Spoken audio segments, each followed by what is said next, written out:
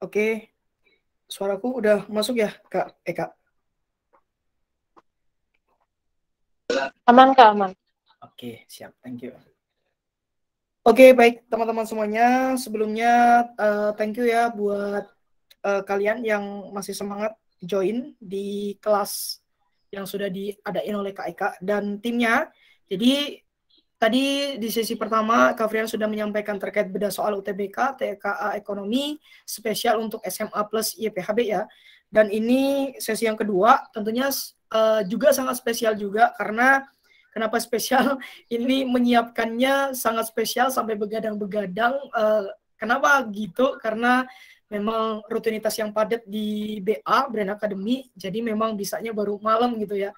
Sementara bikin PPT itu saya pengennya ya maksimal kayak gitu ya, biar kalian juga ketika pas mengikuti kelas saya itu bisa juga lebih cepat dipahami gitu ya, daripada yang misalnya Kak Afrian cuma nampilin PDF, misalnya coret-coret, itu kan nanti kurang nampak di layar kalian gitu kan. Oke, mudah-mudahan bisa dipahami. Nantinya silakan tuliskan di kolom chat kalau seandainya kalian belum paham dengan penjelasan Kak Afrian. Jadi nggak usah malu-malu ya, silakan saja tuliskan di chat. Nanti juga Kak Afrian mempersilahkan kalian buat screenshot ya. Jadi untuk hari ini acara kita adalah bedah soal UTBK TKA Ekonomi, terutama TO yang sudah kalian ikuti beberapa hari lalu ya, mungkin minggu lalu atau apa, kalian juga kurang paham. Intinya hari ini kita akan ngebahas itu 15 soal, mudah-mudahan bisa kita bahas semuanya ya. Kalau di sesi pertama tadi semuanya alhamdulillah bisa kebahas gitu. Nah, seperti biasa kenalin nama Kak Frian ya, bisa dipanggil dengan Kak Frian. Nama lengkapnya seperti yang ada di layar teman-teman semuanya ya. Nah, jadi kalau Kak Frian lihat ini kan kelas 12 ya. Jadi kelas 12 SMA YPHB tentunya dari beberapa kalian atau hampir semuanya mengharapkan masuk di PTN terbaik seperti itu. Dan tentunya untuk masuk di PTN itu butuh perjuangan yang ekstra juga, nggak sekedar ya udah nunggu keberuntungan terus habis itu nama kita masuk atau lulus di PTN tersebut, tidak seperti itu konsepnya gitu ya. Nah, jadi kalian harus benar-benar penuh dengan persiapan dimulai dari sekarang. Masih ada waktu sekitar 3 bulan lebih sedikit kalau tidak salah ya, untuk mempersiapkan ya, apalagi yang memang targetnya ke UI, ke Unpad. Nah, jadi pesaing kalian bukan hanya sekota Bogor gitu. Nah, nggak usah insecure dengan hasil raport kalian selama ini. Misalkan Kak, nilaiku selama ini kecil gitu kan, kayaknya gue nggak bisa nih Kak ikut atau daftar di PTN misalnya seperti itu. Nah, jadi jangan seperti itu ya teman-teman, karena sejatinya yang namanya definisi kegagalan yang sesungguhnya itu adalah ketika kalian berhenti untuk mencoba ya. Artinya ketika kalian berhenti untuk melakukan, artinya itu bisa dikatakan sebuah kegagalan. Cuman kalau ibarat kata hari ini kita tidak menerima hasil misalkan di jalur yang pertama, itu masih ada jalur yang kedua ataupun ada jalur yang ketiga. Bahkan banyak kok kampus-kampus tertentu yang memang dia menggunakan nilai rapornya ya di luar 3 jalur tadi. Misalkan kayak UI itu ada jalur rapor. Kalau tidak salah kemarin SMA 6 yang bimbel di Brand Academy itu konsul sama Kak Frian, dia konsultasi terkait jalur ini gitu kan. Jadi masih banyak juga kampus-kampus yang lainnya gitu. Nah, jadi saran Kak Frian nggak usah dulu berpikiran cari kampus PTS kalau memang dari awal kalian niatnya pengen PTN gitu. Nah, kenapa? Karena sugesti itu bisa mempengaruhi hasil kedepannya kayak gitu. Kalau kitanya bisa, nilai kita bagus, tapi sugesti kita buruk, ya sugesti kita nggak yakin sama diri sendiri, ya hasilnya pasti akan sesuai dengan sugesti kalian kayak gitu. Makanya Kak Frian harapkan di pertemuan kali ini mungkin nanti ada yang bisa kalian ambil dari pembahasan soal ini. Kalaupun memang waktunya nggak cukup, nanti boleh di luar itu silakan DM di Instagram ataupun langsung datang di Brand Academy juga sangat diperbolehkan. Karena Brand Academy sangat terbuka dengan siapapun karena ada open house-nya juga gitu ya. Tinggal nanti kita janjian seperti itu. Oke teman-teman, kalian sudah ngerjain 15 soal sebelumnya di TO Ekonomi. Jadi kita langsung aja bahas soal yang pertama nih teman-teman. Nah di soal yang pertama ini ya, kita bisa lihat di soal yang pertama ini, berikut ini ciri-ciri pasar persaingan monopolistik ya, yang tidak dimiliki. Nah, ada kalimatnya yang tidak dimiliki oleh pasar persaingan sempurna. Nah, artinya untuk soal yang pertama ini kita harus bisa membedakan dulu ya, bisa ngebedain antara pasar persaingan sempurna atau market perfect ya. Jadi kayak sama monopolistik ini harus kita bandingin biar kita nggak salah ngejawab soal. Nah, kita ngebandingin pakai 5 opsi yang ada di ABCN ini aja ya, 5 opsi ini gitu. Nah, yang pertama kita lihat ciri-ciri yang A ya. Ini kalian tuliskan yang A, maksudnya adalah produsen tidak sulit untuk masuk ke dalam industri, maksudnya gitu. Nah, ini teman-teman, kita lihat ya, yang namanya pasar persaingan sempurna itu adalah sebuah pasar yang terdapat banyak produsen sama banyak konsumen.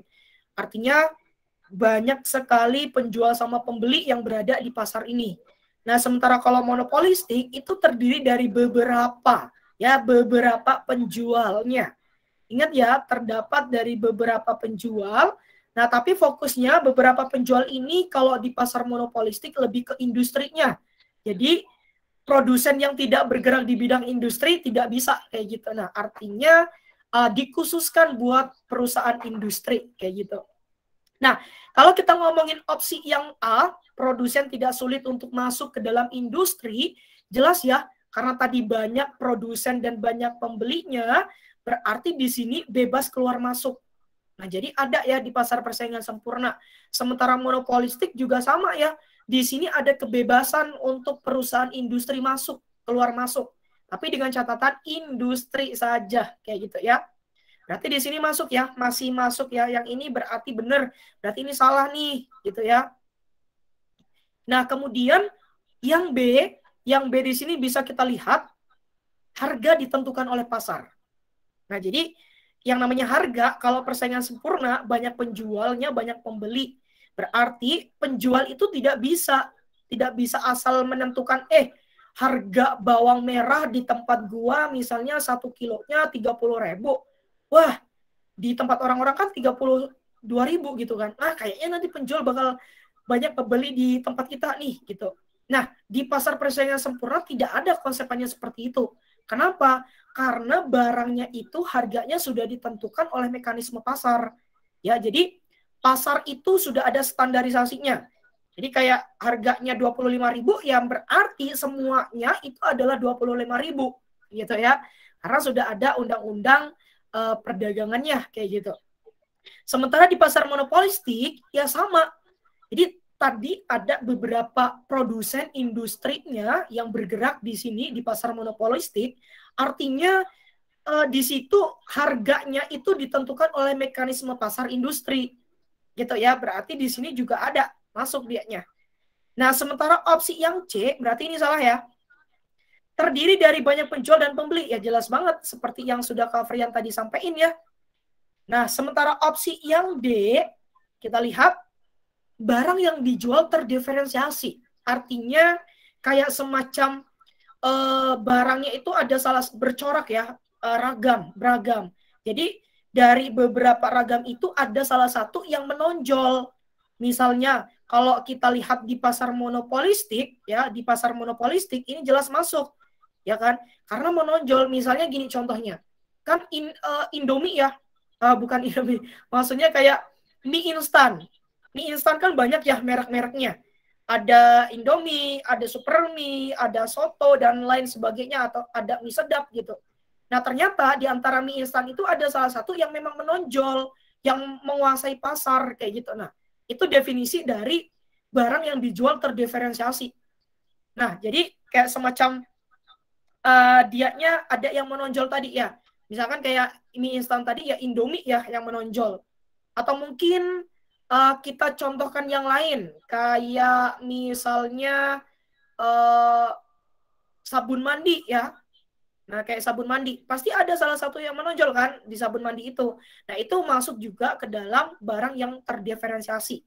Nah, kalau pasar persaingan sempurna tadi banyak penjual, banyak pembeli.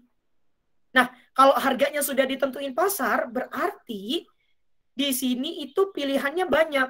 Karena pilihannya banyak, berarti kayak semacam barangnya itu sama kayak gitu loh. Kayak homogen. Nah, berarti di sini homogen barangnya. Jadi kayak satu jenis. Makanya banyak ya kalau kita jumpai ada yang jualan bawang merah. Bawang merah itu banyak ya. 1, 2, 3 banyak itu yang jualan. Jadi kayak barangnya homogen. Nah berarti nomor 1 ini jawabannya yang D ya teman-teman. Karena di sini yang barang terdiferensiasi di pasar persaingan sempurna itu tidak ada. Adanya di monopolistik. Gitu ya. Sementara yang E ya ini jelas ya, produsen itu mendapatkan laba normal. Kenapa? Karena ada beberapa produsen.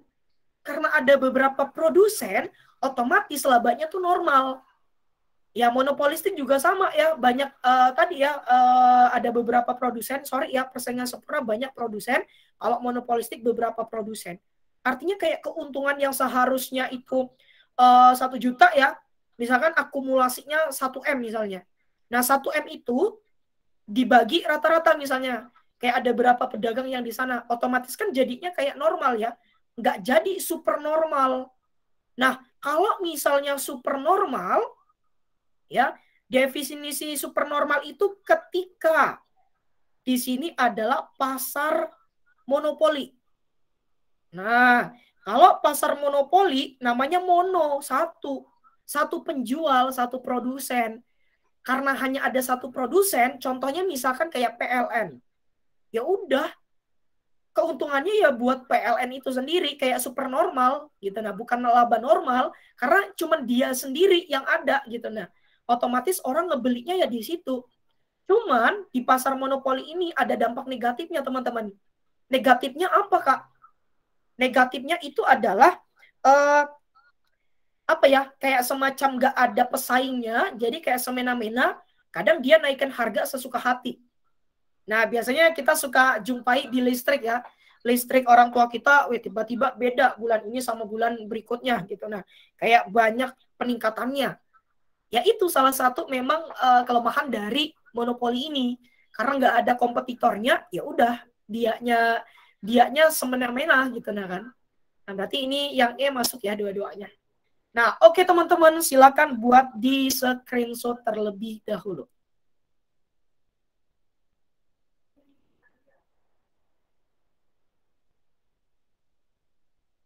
Oke, udah ya. Sekarang kita lanjut soal nomor 2. Ini lupa ngedit nih Kavriannya. Ininya kita hilang ini. Nah, ininya nggak ada nih. Set.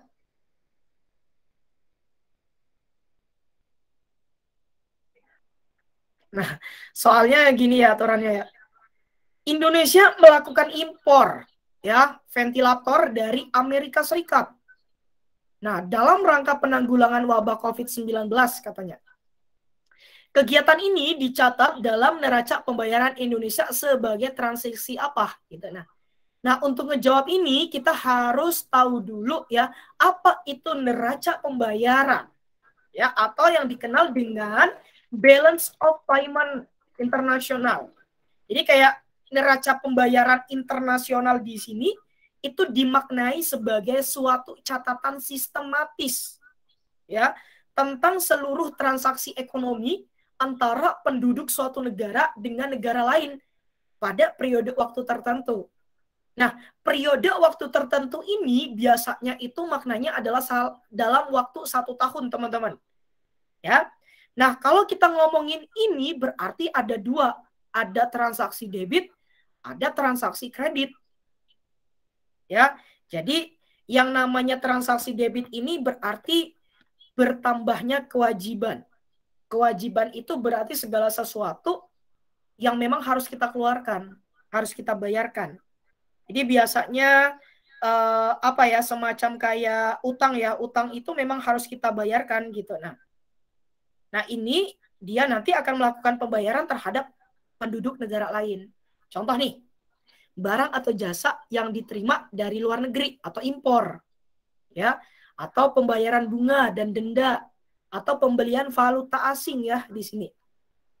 Tapi kalau yang namanya kredit itu berarti bertambahnya hak penduduk suatu negara untuk menerima. Nah, bedanya di sini nih.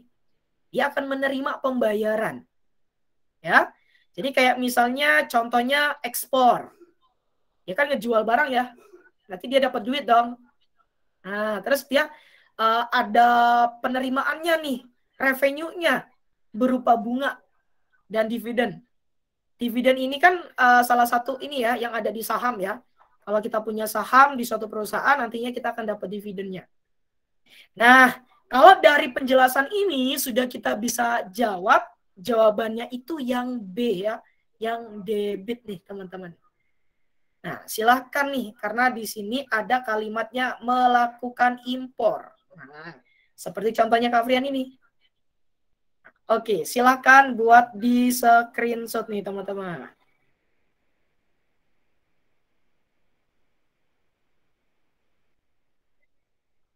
Oke, 5, 4, 3, 2, 1. Oke, selesai ya. Kita lanjut soal nomor 3.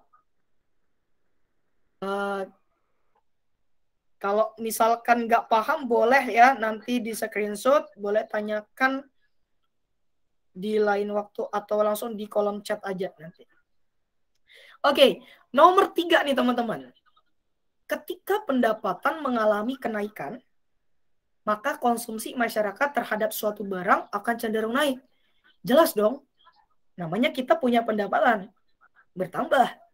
Berarti kita akan ngebeli barang biasanya, barangnya bertambah. Misalnya di sini ada yang namanya Aisyah Maira.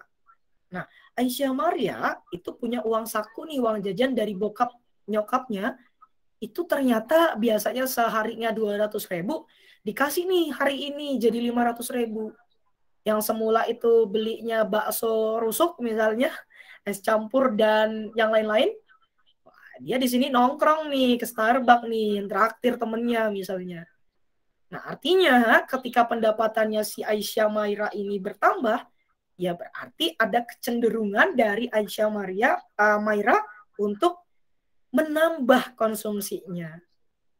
Ya gitu kan. Oke Kak, tapi ada juga kok Kak, aku nggak ini kok, gue nggak ini Kak, nggak nambah konsumsinya. Duitnya orang gue tabung.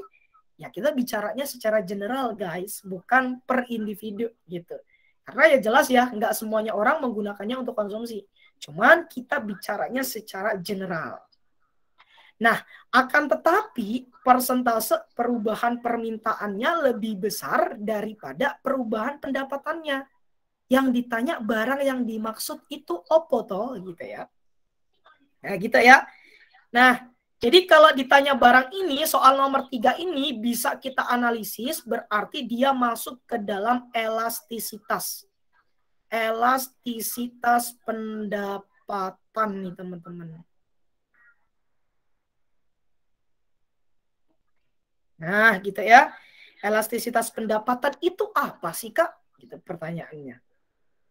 Elastisitas pendapatan itu ya, elastisitas yang mengukur seberapa besar pengaruh dari pendapatan tadi terhadap permintaan. Nah, berarti yang menjadi indikator utamanya adalah income atau pendapatannya, teman-teman. Ya. Nah, kita bisa mendefinisikan, memaknai soal ini dengan tabel ini. Jadi, di dalam elastisitas pendapatan, ada yang namanya slope-nya itu negatif sama positif. Ya. Nah, jadi kalau slope-nya itu negatif, tapi barangnya lebih kecil daripada angka 0, berarti ini negatif minus. Misalnya minus 1, minus 2, ya kan? Minus 4, dan lain sebagainya. Nah, ketika keadaannya seperti itu, maka di sini hubungan dengan permintaan itu berbanding terbalik, teman-teman. Hubungannya itu negatif. Ya. Artinya ketika pendapatannya naik, itu permintaannya akan turun. Nah, biasanya ini untuk barang-barang yang inferior. Inferior itu barang yang mutunya rendah. Barang jelek gitu. Nah, gitu ya. Jadi misalnya gini, contohnya baju BJ, baju jelek misalnya, baju bekas. Nah, kayak baju second-second gitu loh ya, yang orang jual-jual di pinggir-pinggir pasar gitu kan, atau di pinggir-pinggir jalan. Nah, maksudnya yang udah bekas orang ya, bukan yang pinggir jalan yang baru ya. Nanti takutnya disalahartikan, wah Kafrian parah, masa di pinggir jalan dikatain baju jelek semua gitu. Enggak gitu konsepnya ya.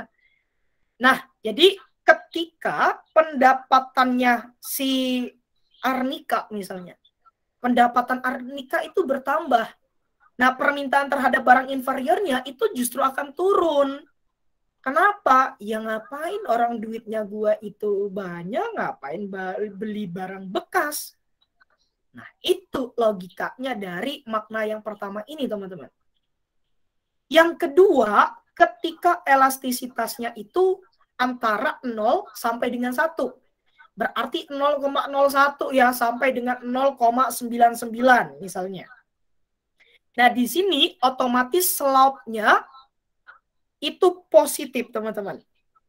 Nah, kalau positif ini biasanya untuk barang pokok seperti beras.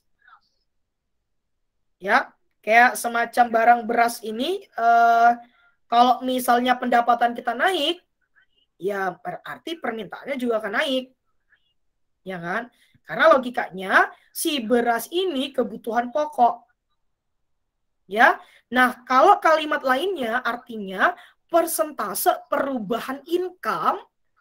Ingat ya, kondisinya ketika positif di cash ini adalah ketika perubahan pendapatannya itu lebih besar daripada persentase perubahan kuantitasnya atau jumlah barangnya, teman-teman. Ya, sementara yang ketiga, ketika E-nya lebih besar daripada 1, slope-nya itu positif.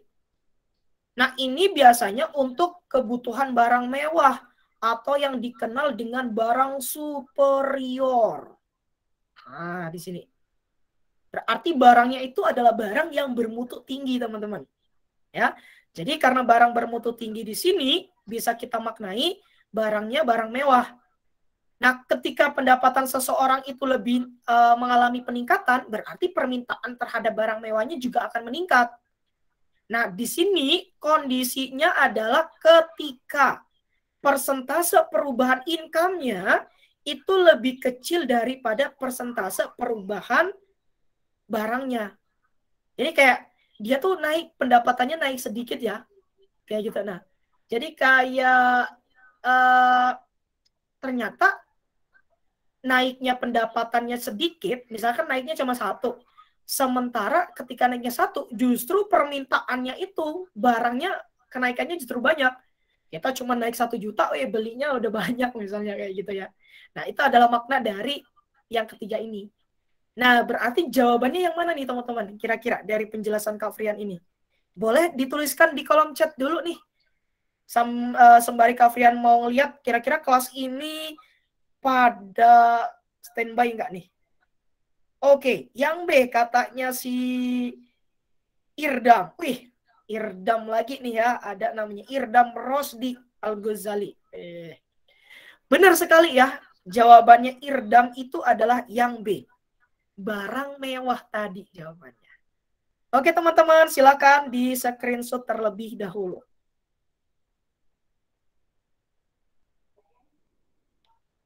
Oke.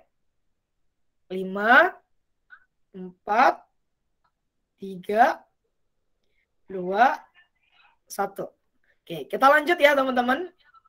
Nah, sekarang nomor 4 nih. Ada nomor 4, hal yang tidak. Kalimatnya kita headlight aja nih. Kita tebelin yang tidak. Ingat, hal yang tidak nih.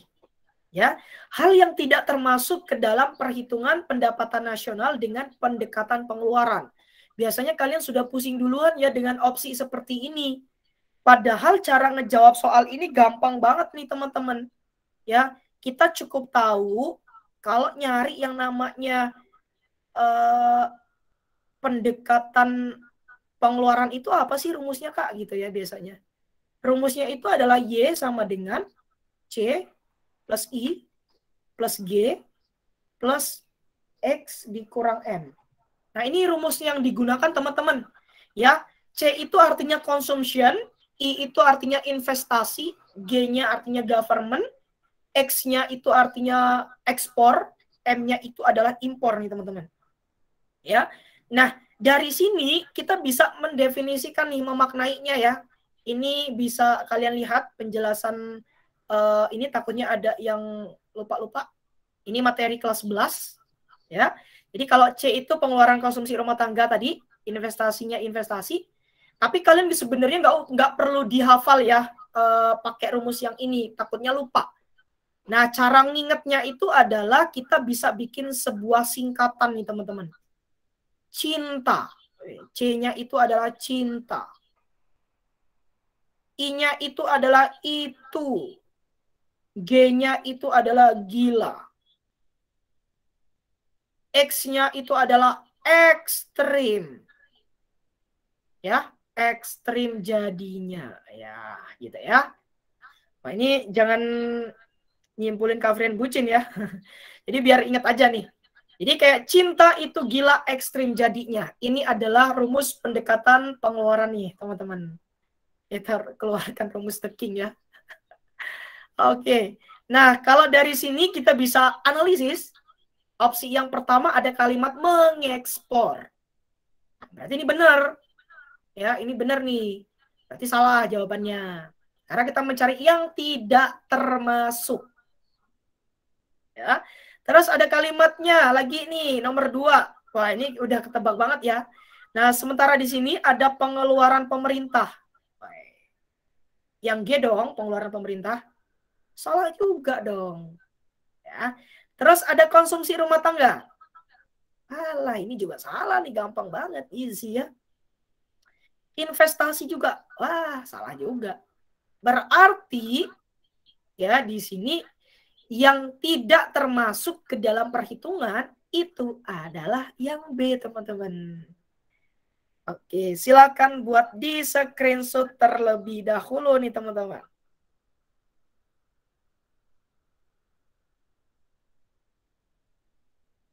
Nanti kalau misalkan ada yang ketinggal-tinggalan pengen belajar kembali, ini kan di-record ya. Nanti Kak Frian posting di YouTube Kak Frian. Ini ada nih Mr. Frian ya. Ini channel YouTube-nya. Oke, kita lanjut ya teman-teman. Nomor 5 nih. Turunan dari income consumption kurva. Ya, jadi ada kurva ICC. Ya. Nah, jadi kalau kita mau ngejawab soal ini, turunan dari ICC ini adalah kurva ini ya. Ini Kak Frian lingkerin. Karena apa nih? Kita bisa ngejawab dengan kurva yang sudah ada yang Kak Frian tampilkan ini, teman-teman. Jadi, kalau misalkan kita lihat kurva ini, ya, ini ada kopi, ini ada roti. Ada aku dan ada kamu, gitu ya. Ada roti dan ada kopi. Nah, jadi artinya bisa kita simpulkan ini adalah dua kombinasi barang yang berbeda tapi memiliki kepuasan yang sama, kurva yang pertama ini. Ya. Nah, ini kan turunan ya, turunan itu maksudnya kayak diturunin, makanya ini ada panah-panah kecil di bawah. Tapi Kak Frian mau jelasin dulu ini kenapa ada BL1, BL2, BL3. Kenapa ada yang namanya IC1, IC2, IC3 gitu ya. Nah, jadi kita bisa mengartikan ya, namanya BL1 itu artinya budget line. Ingat ya, teman-teman. Ada yang namanya kurva budget line. Nah, ini. Yang namanya kurva budget line itu, teman-teman, budget line itu maknanya adalah kurva garis anggaran. Jadi, dengan duit yang sama, kepuasannya itu akan sama ketika si Irdam tadi mau ngebeli kopinya lebih gede, lebih banyak daripada roti. Atau misalnya ya, sebaliknya. Misalnya siapa nih? Misalnya si Citra. Citra mau ngebeli rotinya lebih banyak daripada kopi dengan uang 2 juta misalnya. Ingat ya, kepuasannya akan sama. Kenapa? Sama-sama pendapat, sama-sama 2 juta duitnya. Jadi mau kopinya lebih banyak daripada roti atau rotinya lebih banyak daripada kopi, kepuasannya itu sama saja nih teman-teman ya. Itu kurva budget line. Nah, kalau kurva IC itu artinya indifferent kurva. Indiferensi kurva. Nah, kurva indiferensi ini dia ngomongin juga kepuasan barang, tapi nggak ada kalimat anggaran yang sama. Nah, ini titik nol ya. Ini titik nol artinya adalah titik origin. Ya, titik origin. Ya, 0. Artinya ketika kurva IC1, kurva IC2, IC3 ini menjauhi ya titik origin ini, artinya kepuasannya akan semakin meningkat. Jadi kalau ada IC1, IC2, IC3 ini, kalau ditanya kurva IC yang memiliki kepuasan paling tinggi, maka jawabannya adalah IC yang ketiga, teman-teman. Ya, IC yang ketiga di sini. Ya, nah masalahnya kurva ini ternyata ada bersinggungan antara budget line dengan kurva IC. Nah, sekarang apa sih kurva IC itu? Nah, jadi kurva IC adalah garis yang menghubungkan berbagai titik keseimbangan konsumen. Jadi, keseimbangan konsumen itu terjadi ketika kurva budget line-nya itu bersinggungan dengan yang namanya kurva indiferensinya. Kurva IC-nya. Ingat-ingat, kadang soal-soal ini soal-soal yang simple, cuman kadang kalian lupa konsepnya, dan ini sering beredar di UTBK atau ujian mandiri ya, biasanya masuk PTN. Nah, jadi ingat, yang namanya keseimbangan konsumen itu ketika kurva IC bersinggungan dengan kurva budget line. Berarti mereka tidak berpotongan ya. Gitu. Nah, sementara ICC itu adalah turunan dari kurva ini. Nih, sekilas ya kurva ini dia bentuknya seperti kurva penawaran. Ya, supply-nya. Ya, bentuknya ya S-nya. Nah, kita bisa mendefinisikan di sini ada I1, I2, I3. I ini artinya income, teman-teman. Ya, income itu artinya pendapatannya. Nah, gini ya. Sementara ini adalah key barangnya. Nah, teman-teman nggak usah fokus ke yang atas. Kurva yang atas ini nggak usah fokus. Fokusnya yang bawah aja berarti.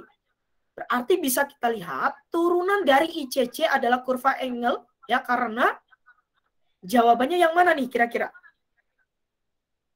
Yuk. Yang mana nih teman-teman? Kak Fred udah jelasin dengan sangat jelas banget nih. Kira-kira yang mana jawabannya? Boleh di-spill dulu di kolom chat sambil ngeliat dulu masih ada nggak nih wujudnya.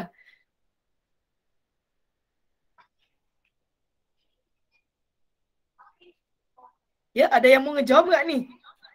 Dari banyaknya orang di sini, 37 orang. Termasuk Kak Frian ya.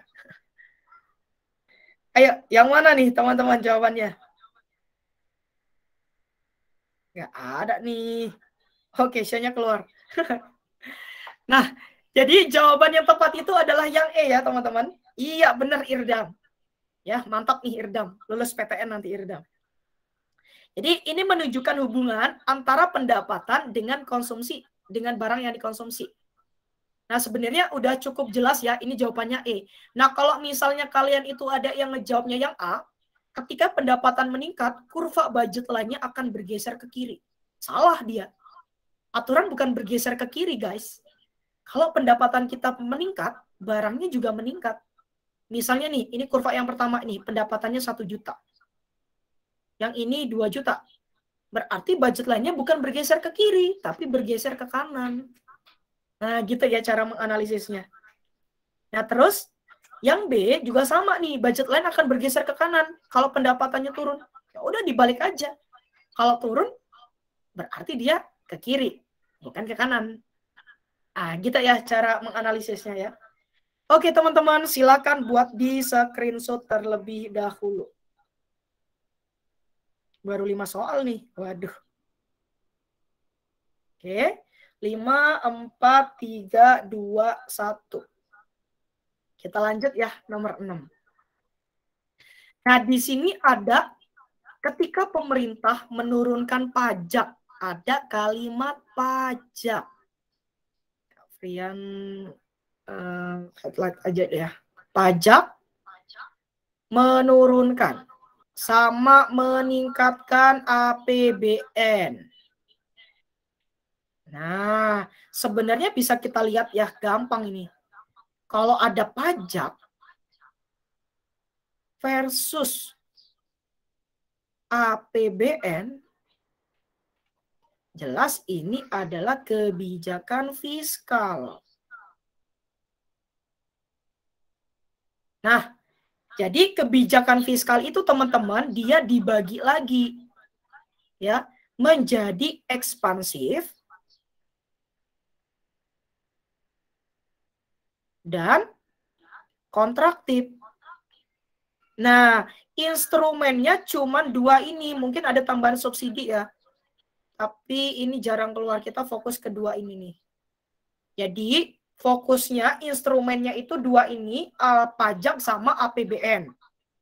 Nah, ketika ekspansif, nah ini jawabannya jelas ya, ini adalah yang D dulu ya. Ini ekspansif karena dia menurunkan pajak.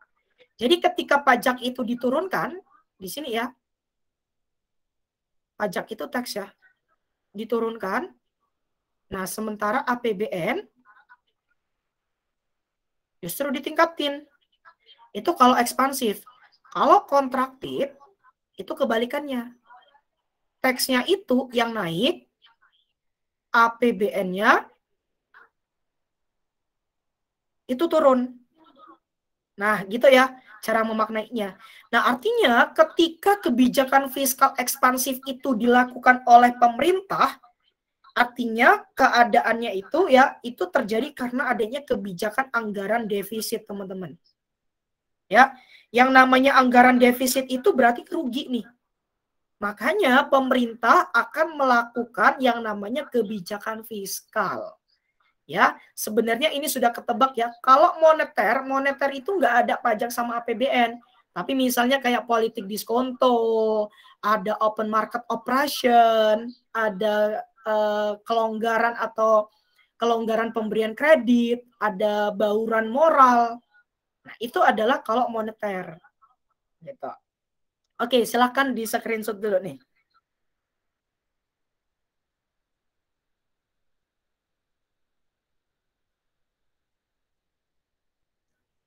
Oke, udah ya. 5, 4, 3, 2, 1. Oke, kita lanjut nomor 7. Di sini ada yang namanya karakteristik ciri-ciri persero yang tidak dimiliki oleh perusahaan umum.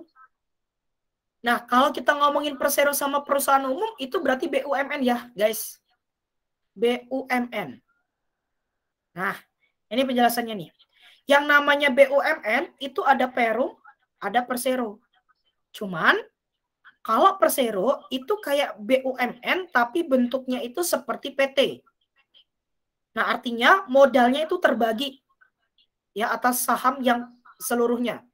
Nah, artinya negara itu paling sedikitnya itu adalah 51% modalnya minimal. Jadi kayak dimiliki oleh negara. Sementara sisanya itu dimiliki oleh swasta. Nah, tentunya tujuan utamanya itu apa?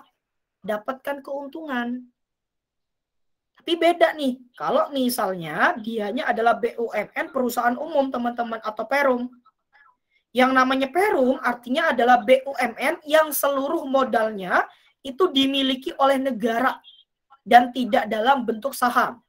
Jadi kayak modalnya dimiliki sepenuhnya oleh negara, jadi nggak ada saham-saham di sini. Nah, tujuannya kan untuk kepentingan umum gitu ya. Makanya nggak ada orang yang nanami modal terus lu dapat saham sekian persen gitu, nggak ada teman-teman. Ya, berarti jawabannya yang mana nih kira-kira? Yuk, apakah Irdam akan ngebantu ngejawab lagi? Yuk, yang mana nih kira-kira? Irdam dan gengs. Coba. Oke, Irdamnya belum muncul. Masih AFK ya. Nah, di sini berarti jawabannya itu adalah yang E ya. Modalnya terbagi atas saham. Gitu ya. Oke, silakan di screenshot teman-teman. Oke, lanjut ya. Nomor 8. Kecuali. Berarti yang salah.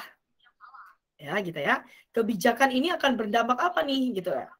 Nah, kita bisa ngejawab soal ini ya. Pertama kita maknai dulu apa itu harga tarif tertinggi. Tarif tertinggi itu di dalam ekonomi dikenal dengan harga maksimum atau ceiling price. Artinya di sini yang harus dipatuhi setiap produsen ya dalam ngejual barang atau jasanya. Nah, untuk ngejawab ini kita bisa pakai dua kurva ini. Ada keseimbangan awal, ada keseimbangan dua. Ada kurva pertama, ada kurva kedua nih teman-teman. Ya, misalnya kita lihat kurva yang pertama. Ya, kita bisa lihat, kita maknai kira-kira apa ya yang benar dan apa yang salah. Nah, ini ada surplus konsumen. Ya, ini ada surplus produsen. Letaknya ya di sini. Ini letaknya. Nah, kalau misalkan kita lihat perbandingan kurva pertama sama yang kedua, itu jelas jauh. Nah, kita lihat. Penawarannya katanya menurun. Ini ya. Penawarannya itu menurun. Apakah benar nih penawarannya menurun kayak gitu? Kita lihat dari kurva yang kedua. Penawarannya itu menurun. Berarti dari 150.000. Pertama kan 150.000 nih. Ternyata jadi di sini ya.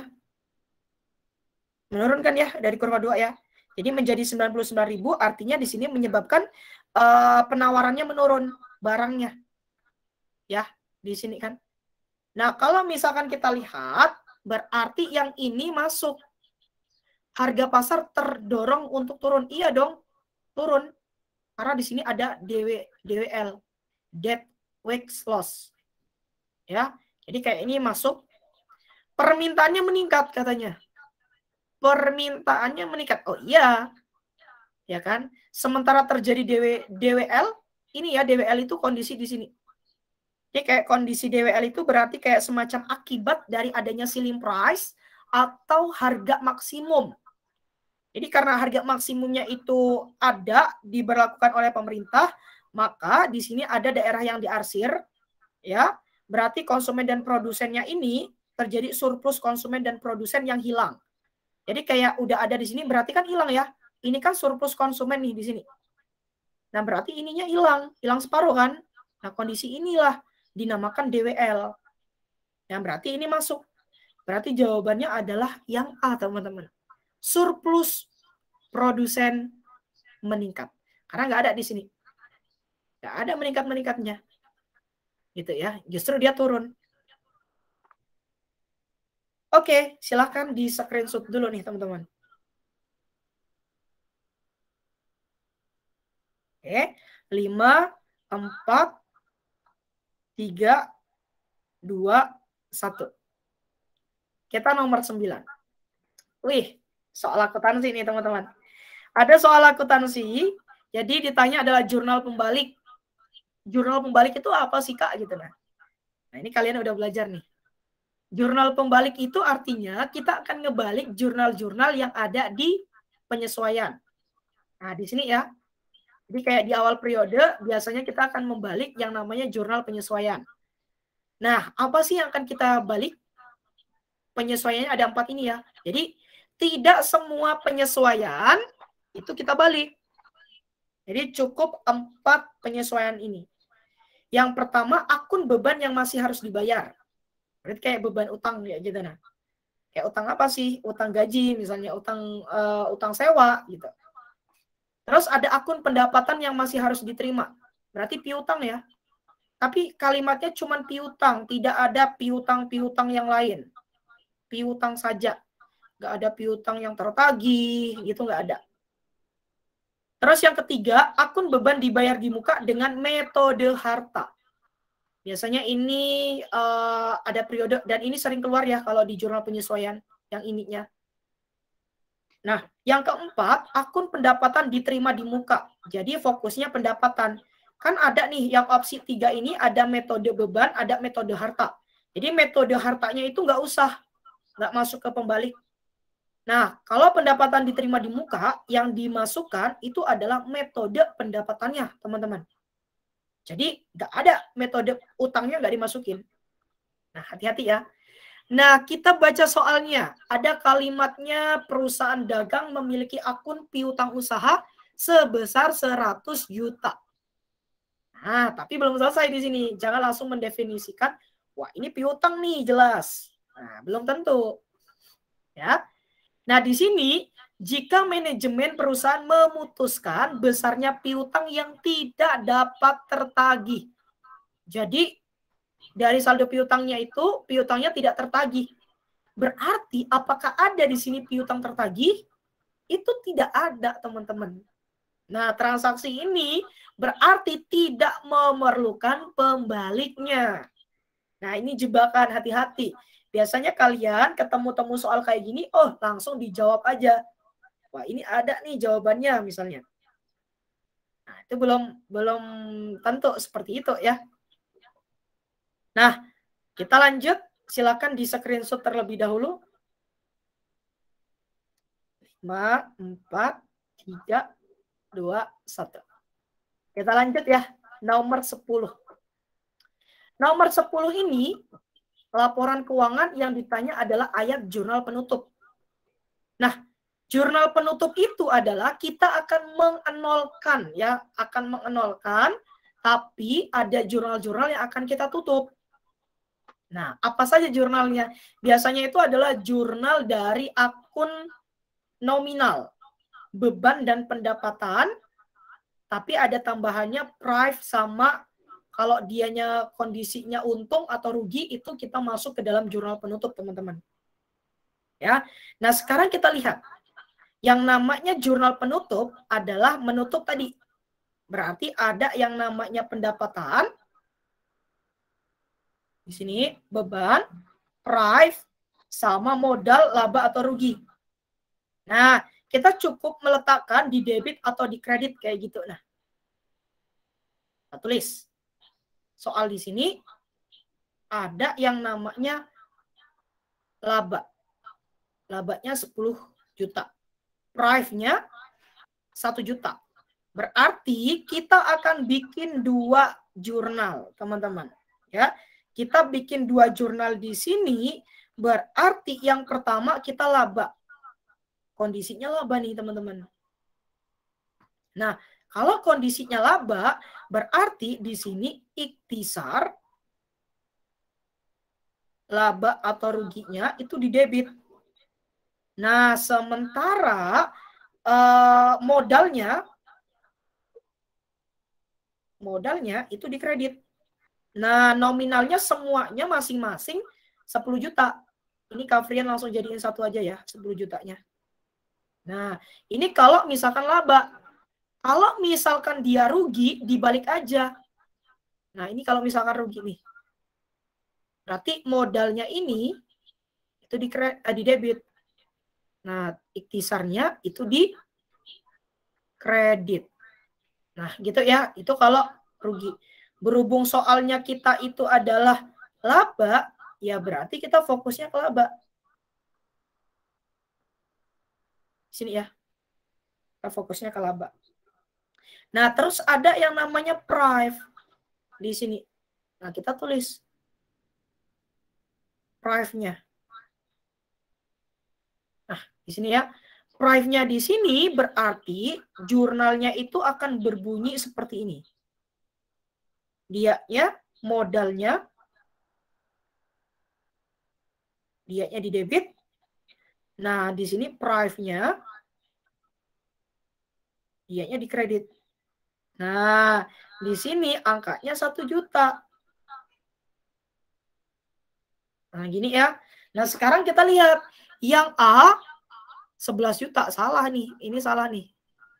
Nah, yang ini juga sama, ini salah. Ini juga salah. Nah, yowes, yang ini 9 juta salah. Nah, berarti jawabannya yang D. Gampang ya? Oke, silakan untuk di screenshot teman-teman. Oke, 5, 4, 3, 2, 1. Kita lanjut nih. Kita gas lagi. Nah, ini ditanya tingkat harga pada saat diperoleh laba maksimum. Kita bisa bikin pembagiannya seperti ini. Ya. Jadi kita bikin bagian kayak gini. Di sini kita udah ada fungsi permintaannya, teman-teman. Fungsi permintaannya Q 150 min P. Kita mau mencari harga. Harga itu P ya. Nah, berarti kita cara yang pertama adalah mencari TR. Nah, TR itu apa sih, Kak? TR itu total revenue, teman-teman. Berapa sih penerimaan total yang kita miliki gitu. Nah, sama dengan rumusnya adalah harga dikali dengan Q. Nah, TR harganya itu 150 ya. Min Q di atas ini. Kita kaliin dengan Q. Berarti TR-nya sama dengan kita kaliin satu-satu. 150 Q min Q kuadrat. Gitu. Nah, ketika sudah ketemu ini, berarti langkah yang kedua mencari MR. MR itu sama dengan TR turunan. Nah, jadi karena di sini udah ada MR, kita turunin aja teman-teman. Ya, yang TR-nya tadi adalah 150 Q min Q kuadrat. Turunan. Berarti sama dengan 150 min 2Q. Nah, ini kalau kita turunin. Marginal revenue ya, MR itu. Nah, kita sudah ketemu MR-nya. Ya. Nah, ketika kita mencari Q, soalnya adalah pada saat kondisi laba maksimum. Nah, laba maksimum itu akan terjadi ketika marginal revenue ya sama dengan marginal cost. Marginal cost di sini artinya adalah berapa tambahan biaya yang kita keluarkan karena kita menambah produksi. Misalnya, produksi satu barang itu harganya biayanya itu 1 juta, karena barangnya itu kita tambah, berarti biaya produksinya juga akan bertambah. Gitu. Nah, rumusnya adalah MR sama dengan MC. MR itu adalah TR turunan tadi. Ya. Sementara MC-nya tadi itu adalah udah ada nih. Nah, kita tulis MC. TR turunannya 150 min 2Q sama dengan MC-nya di soal ini udah ada. Nah, 2Q plus 30. Nah, kita min 2Q ini pindah ke kiri jadi negatif 30 min 150. Berarti min 4Q sama dengan min 120. Berarti Q-nya adalah min 120 dibagi, aduh, bentar ya. Jawabannya udah langsung muncul ya. Dibagi min 4 sama dengan 30 ya. Nah, kita udah ketemu Q-nya 30, teman-teman. Ketika Q-nya sudah ketemu, kita mau mencari P pertanyaannya. Ya, kita mau mencari P, maka P-nya kita masukin yang ini. Ya, atau enggak, ya, P-nya kita masukin yang ini. P sama dengan 150 min Q. Nah, P-nya sama dengan 150, Q-nya tadi 30 ya. Maka P-nya itu adalah 120. Nah, ini ya pembahasannya. Oke, silahkan di screenshot teman-teman. Oke, 5, 4, 3, 2, 1. Kita lanjut ya, nomor 12. Seseorang yang sudah menyelesaikan studinya S1 tetapi belum bekerja dan sedang menunggu masa perkuliahan S2 dimulai, digolongkan sebagai, nah ini penjelasannya, yang namanya tenaga kerja itu ketika usianya 15 sampai 64 tahun, itu tenaga kerja. Kayak kalian itu kalau umurnya udah 15 tahun, berarti itu sudah dikatakan sebagai tenaga kerja. Ya gitu ya. Nah, terus ada bukan tenaga kerja. Kayak adik-adik kalian yang umur di bawah 15 tahun. Ini bocil-bocil ya, berarti di sini ini bocil-bocil. Nah, kalau di sini di atas 64 ini sesepuh, misalnya kakek nenek. Ini grandma ya. Grandma sama grandpa gitu.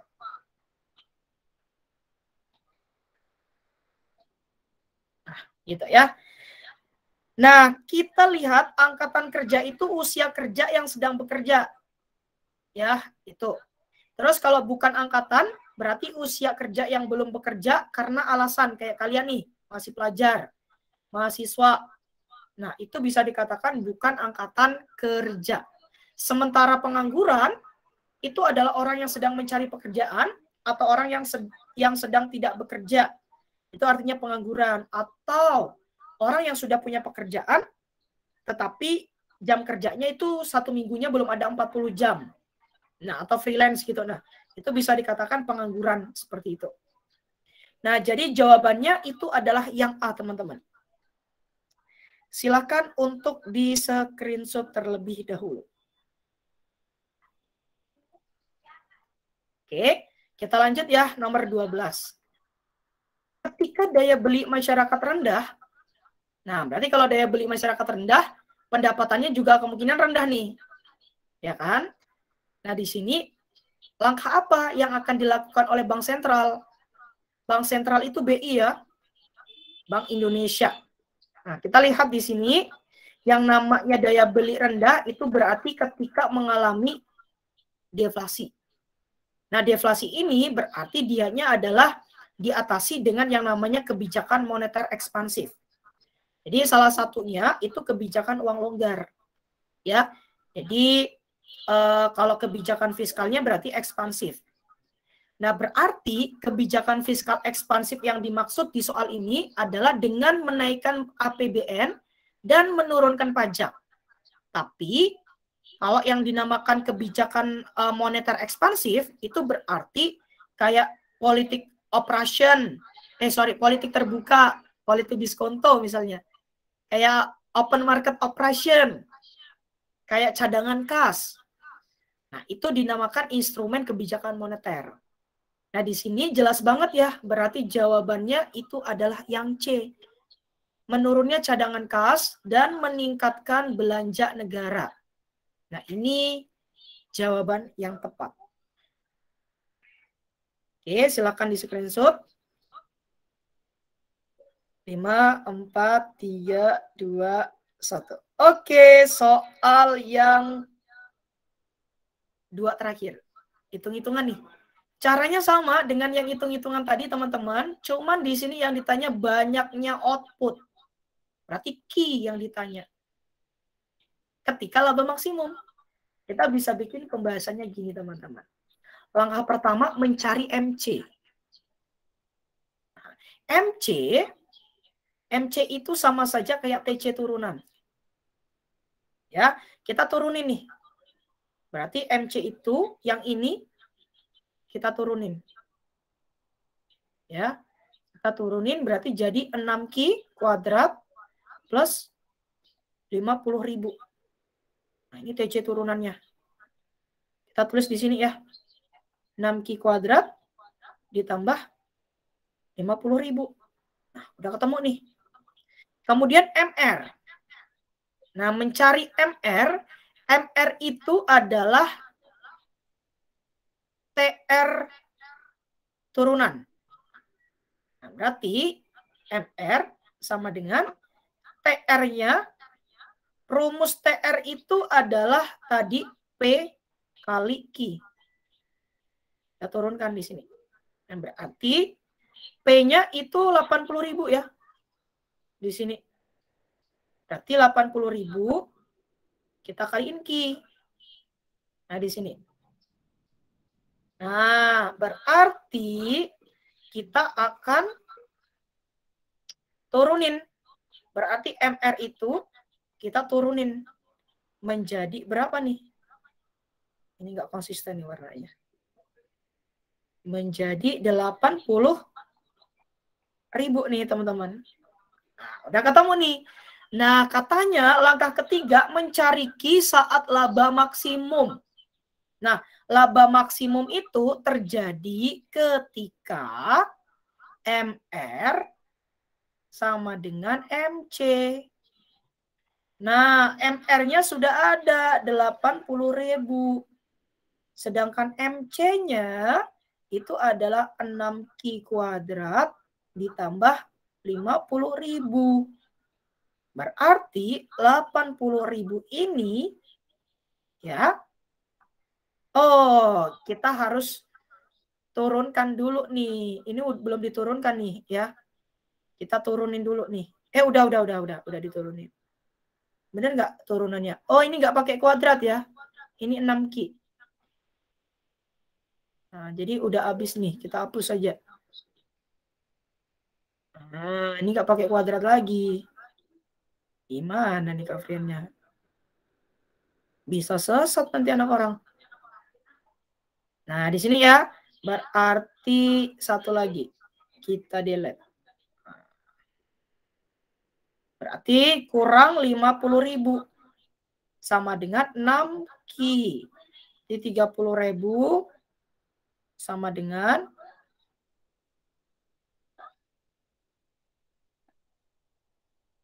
aduh, nge-lag nih guys.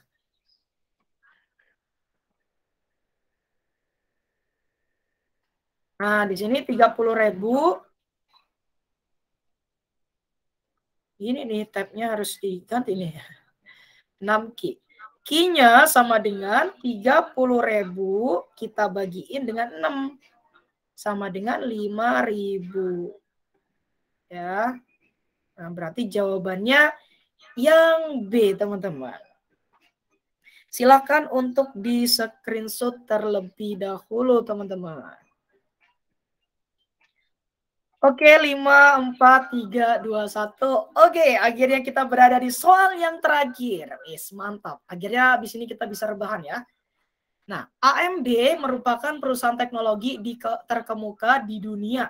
Setiap kali AMD meluncurkan produk terbaru, Dr. Lisa selalu menjadi perwakilan AMD dalam mempresentasikan produknya. Hal yang dilakukan oleh Dr. Lisa adalah tugas. Nah, ini materinya adalah materi manajemen.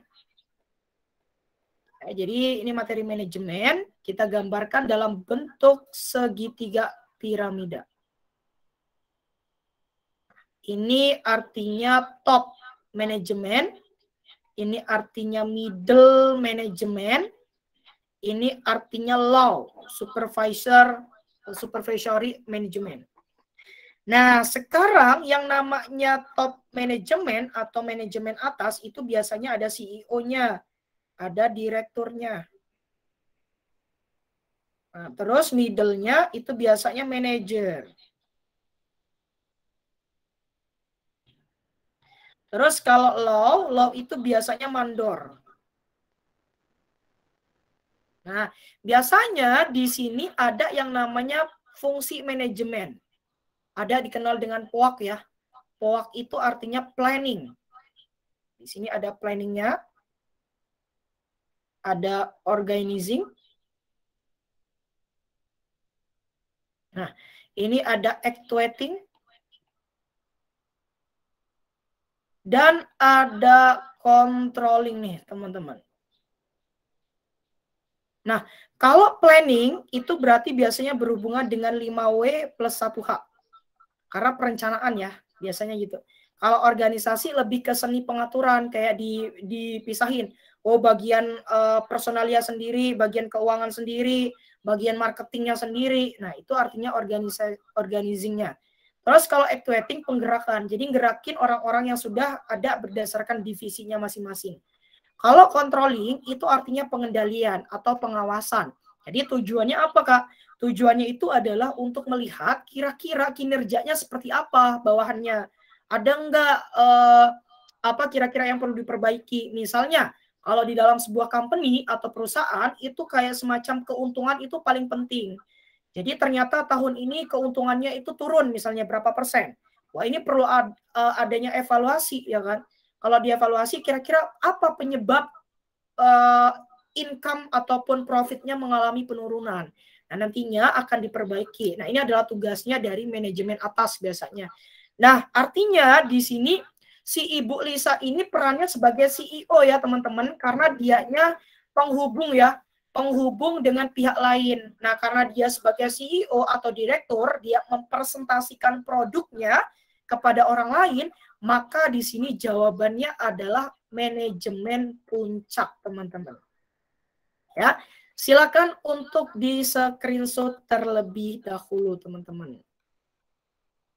Oke, 5, 4, 3, 2, 1. Oke, mantap nih. Kita sudah berada di ujung pembahasan. Nah, nanti kalau mau ada pertanyaan boleh ya, Kak Frian kasih waktu 2 menit untuk pertanyaan-pertanyaan yang pengen kalian tanyakan. Itu silakan banget ya. Kalau nggak ada berarti ya kita sudahi. Gitu ya teman-teman. Oke, silakan kalau mau ada pertanyaan.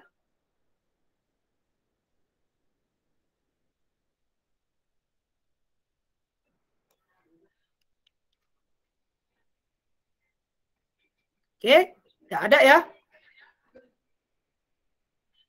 Kalau tidak ada, berarti Kak Frian cukupkan sampai di sini, teman-teman. Thank you semuanya sudah memberi kesempatan buat Kak Frian menyampaikan pembahasan TO yang sudah kalian ikuti. Sukses selalu.